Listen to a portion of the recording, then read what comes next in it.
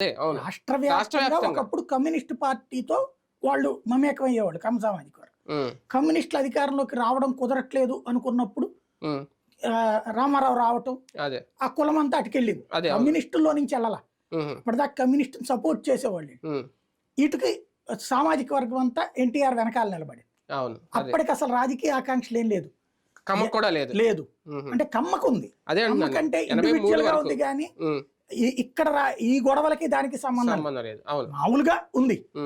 అయితే తెలుగుదేశం పార్టీ ఎప్పుడైతే ఆ టైంలో ఎన్టీ రామారావు చూస్తే రాష్ట్ర వ్యాప్తంగా కూడా ఎక్కడెక్కడైతే బలమైన లీడర్, కమ్మని కాదు బలమైన లీడర్ ఒకడిని ప్రతి జిల్లాకి అప్పచెప్పాడు.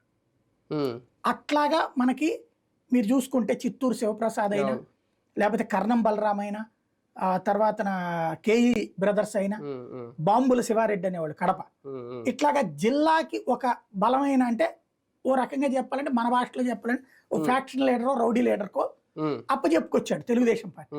వాళ్ళ ఆధ్వర్యంలో జిల్లా అంతా నడిచేలా చేశాడు. తద్వారా వాళ్ళు చాలా స్ట్రాంగ్ హోల్డ్ అయిపోయింది. కాంగ్రెస్ కి ఒక రకంగా చెప్పాలంటే కాంగ్రెస్ నేతలకు అలవాటు తక్కువ. కాంగ్రెస్ కి అప్పుడు ఎవరున్నారు, జేసీ బ్యాచ్ ఒకటి రౌడీలు, ఫ్యాక్షన్ బ్యాచ్, అటు పక్కన ఈ రాజశేఖర రెడ్డి బ్యాచ్, ఇట్లాగా సికే బాబు బ్యాచ్, ఇట్లా కొన్ని చోట్ల ఉన్నది బెల్ట్. ఒక 5-6 చోట్ల కాంగ్రెస్